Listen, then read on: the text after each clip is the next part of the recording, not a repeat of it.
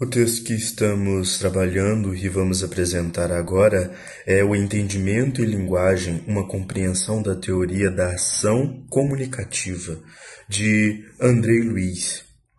Vem em contrapartida de Habermas, que dizia que a comunicação é o meio que une as pessoas.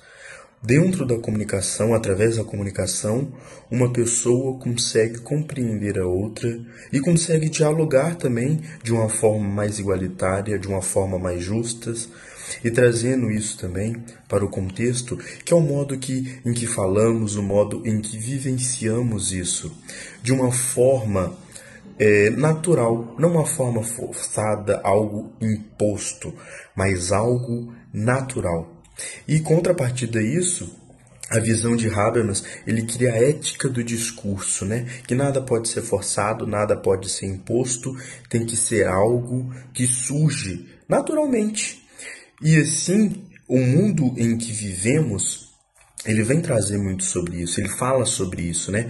O modo em que nos comunicamos, a forma como melhorar o argumento e como não devemos fazer, né, através do dinheiro, através da autoridade, de uma forma mais justa. Haber também mostra a forma como agir, como devemos nos expressar e como também devemos falar. Porque as ações linguísticas partem disso, né? É uma transformação, é um jeito em que o outro consegue nos compreender. E dentro desta compreensão, dentro deste meio, Habermas reforma isso, né? A comunicação, a linguagem, o falar para conseguir compreender o outro e também para que o outro possa nos compreender.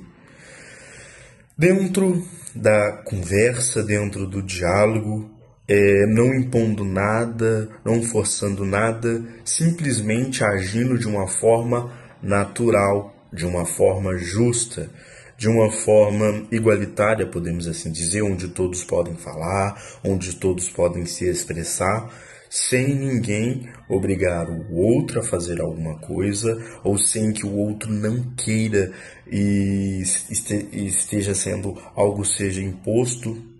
Habermas fala muito isso, né?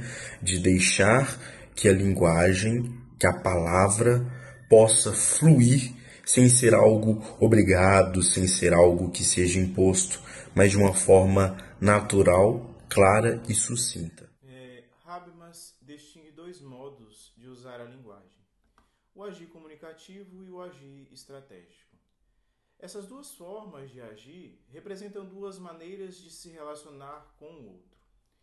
No agir comunicativo, o objetivo é o entendimento mútuo. O diálogo é baseado na escuta, na argumentação racional e na sinceridade. O falante e o ouvinte se colocam em igualdade, buscando juntos um consenso que todos possam aceitar. Já no agir estratégico, o objetivo é o sucesso individual. E aqui o outro ele é tratado como um meio, alguém que se tenta convencer, manipular, influenciar. E então a linguagem é usada como um instrumento de poder e não de entendimento.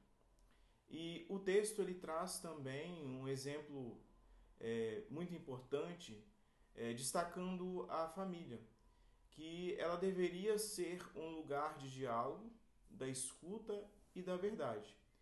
Um espaço então de uma ação comunicativa. Porém, muitas das vezes, o ambiente familiar ele é tomado por disputas, por interesses, manipulações.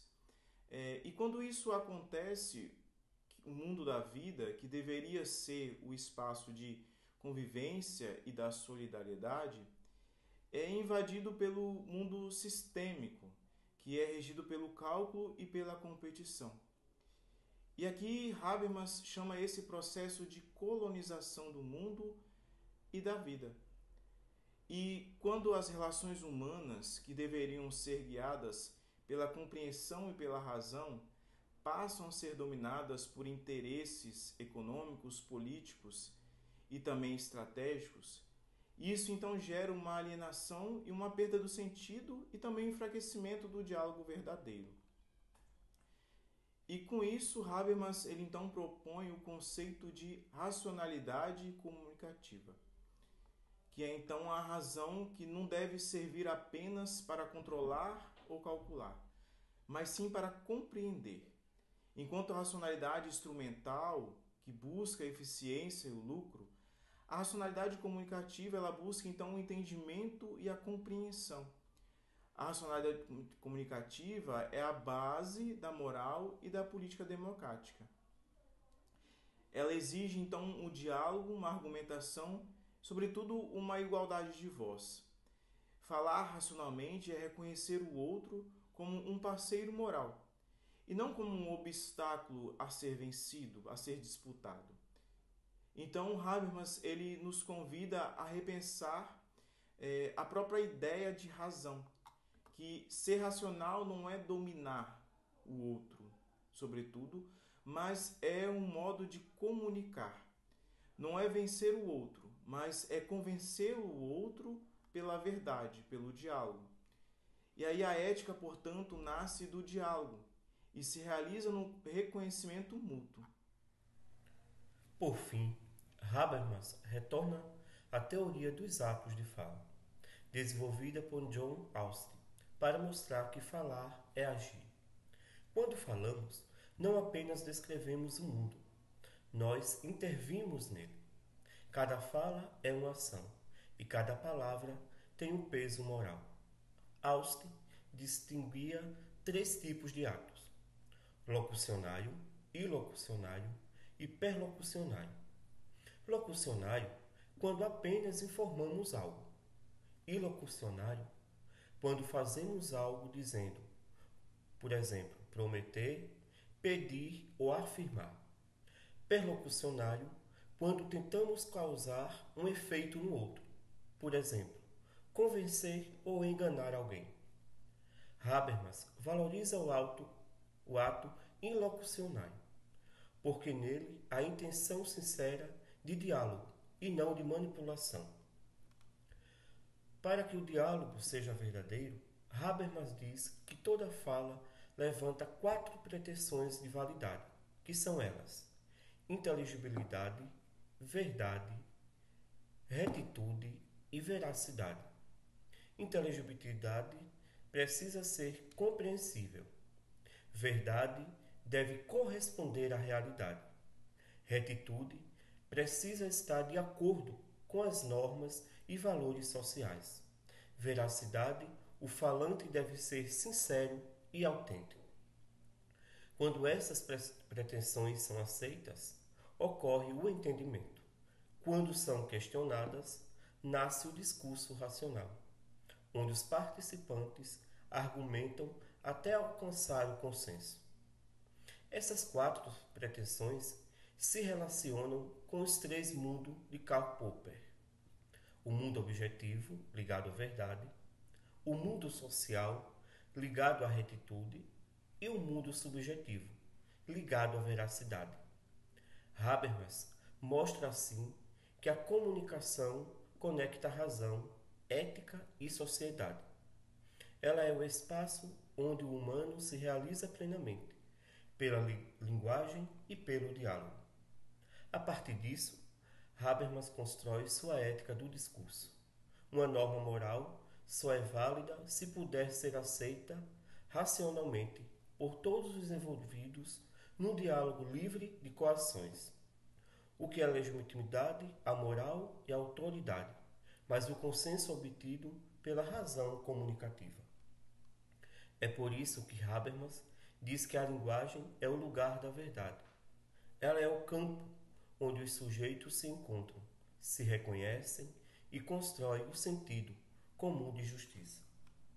No texto, o autor termina com uma reflexão muito atual. Será que esse modelo de comunicação ideal é possível no mundo de hoje? Vivemos numa época marcada pela pressa, pela manipulação e pelas redes sociais, onde muitas vezes se fala para vencer o outro do que para compreendê-lo. Habermas nos convida a resistir a isso, lembrando que a linguagem não é arma, é ponte. Ela deve unir e não separar. E toda vez que usamos a palavra com verdade, damos vida à razão comunicativa. Podemos ver a força dessa teoria nas situações mais simples do nosso cotidiano.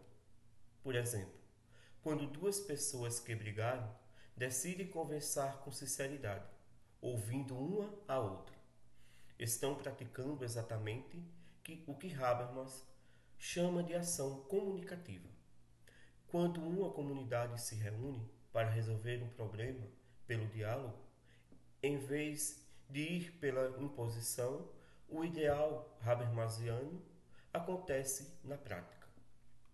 E até nas redes sociais, quando alguém prefere escutar e compreender antes de responder com agressividade. Ali também se realiza a ética do discurso. Esses exemplos que citei mostram que a teoria de Habermas não é apenas filosofia abstrata, e sim é um convite à convivência humana verdadeira.